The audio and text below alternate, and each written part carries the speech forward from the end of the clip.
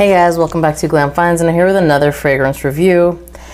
And this review, I've only gotten about 2 wearings out of this fragrance, but I wanted to bring this review because I thought it was really interesting what this fragrance is cloning from the house of Lattafa.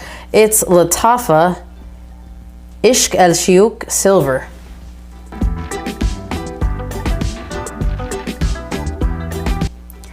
Okay, I'm gonna read the notes. This is per Fragrantica. So per Fragrantica, the notes in this are lemon bergamot, pineapple black pepper, vanilla, patchouli, cedar, and amberwood.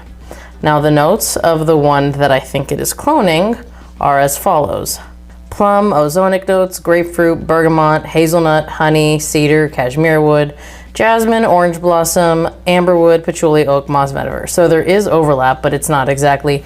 So this one has pineapple, the other one has plum in terms of fruity notes.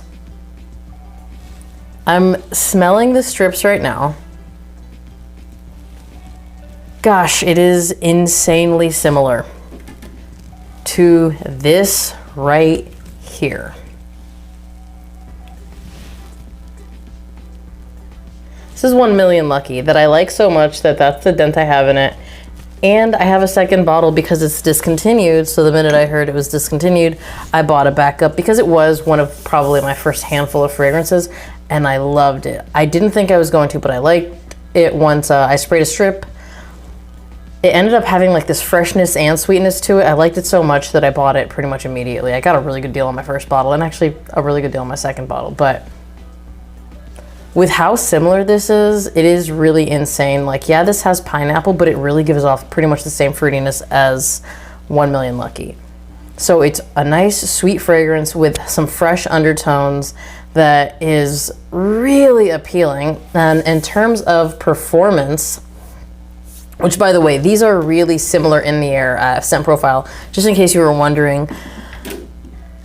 In the air, it's really hard to tell the difference. Up close, right now it's just kind of a skin scent, but up close, it's pretty similar. You're gonna maybe be able to tell a little bit of a difference though. I will say this, performance-wise, I got over 10 hours with the Lattafa and pretty good sillage and projection, but it's not as good as 1 Million Lucky, which I get really good performance off of 1 Million Lucky. Like in terms of projection, I get really loud projection off 1 Million Lucky. So, in my opinion, is it fairly close performance-wise? Yeah, it's pretty close.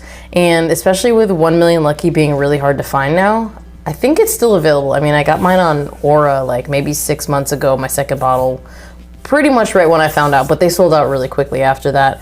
I don't know if you can really find it as easily now. If you can, go ahead. But this guy right here is about $35. Actually, let's find out exactly how much it is.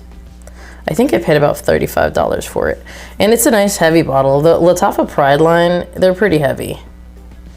Let's look. Yeah, it's $35 on fragrancebuy.ca. I don't know if it's anywhere else yet. FragranceNet might have it now, but for how close they are, I don't think you're gonna find 1 Million Lucky for this price. If you already have 1 Million Lucky, I would highly recommend buying this so you don't burn through your 1 Million Lucky.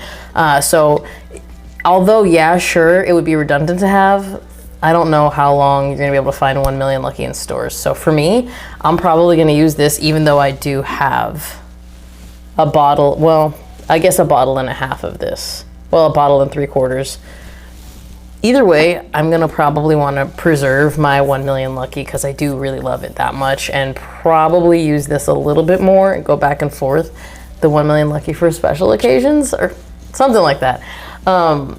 Either way, I thought it was a pretty good value. In terms of who can wear it, I would say it's the same. 1 Million Lucky is really a unisex scent because that hazelnut vibe that it gives off, it's sweet and it has a little bit of freshness, but that fruity sweetness, I honestly think anyone can wear it. In terms of when you could wear it, honestly, year round, maybe I would avoid spraying it in high heat because it is fairly sweet. So I would imagine it getting pretty cloying. Unless you're gonna do like 1 or 2 sprays, then you'd probably be okay. This is, in my opinion, better than the rest of the 1 Million line in heat because it does have that little bit of freshness to it. It is playful. I probably wouldn't necessarily recommend it for too mature of an audience, but realistically, again, I really truly feel like anyone could wear it. Just not a super mature scent. In terms of occasion-wise, again, really versatile. For the most part, though, if you're trying to impress people, this is the DNA I normally gravitate towards. 1 Million Lucky, like when I'm meeting new people and you don't know what they're gonna like, I actually do reach for this one. It is my go-to when I'm meeting people and I'm trying to make a good impression, because it really doesn't offend anyone, and for the most part, people really seem to like this DNA. I'm using really a lot because that's really how I feel. Anyways, so for the price of $35, do I feel like this is a good value? Absolutely. Do I feel like it's redundant with 1 Million Lucky? I do. Again, I think it's a very close clone. I think it's really interesting that no one has brought that up. Maybe I haven't been like paying attention to the videos, but I haven't noticed it on any of the video. The minute I smelled it, I was like, I have this, or I had this, and then I just kept thinking, and then I remembered. Sometimes when I'm trying to figure out what something smells like, I'll walk over to my collection and scan every bottle until like it's triggered, I guess. So immediately I saw 1 million and I was like, let me double check, because I don't want to think that and then I haven't smelled 1 million in like a month and a half and I was wrong. So I smelled 1 Million Lucky and I was like, absolutely. And I smelled them side by side. The thing is, they are pretty potent, both of them, and they're pretty sweet. So I wouldn't go back and forth with them too much because you will get a headache, and I did. But yeah, this one, yeah, it's really good. I wore it today. I wore it yesterday. I did get compliments. It gets compliments. 1 Million Lucky gets compliments. This DNA does as well. Again, I don't think it projects quite as big as 1 Million Lucky, but sillage trill on it is really nice, and longevity on it, again, 8 to 10 hours, if not a little bit more. On me, it was over 10 hours. I like to say 8 to 10 to keep it kind of safe for the general public, but yeah, I mean, I'm not complaining about that. If you have tried this fragrance, comment down below. Let me know what you think. As always, thank you guys for watching. Remember to like this video if you liked it, be subscribed to my channel, hit that notification bell to get notified when I drop another video, and I'll see you guys on the next one. Bye!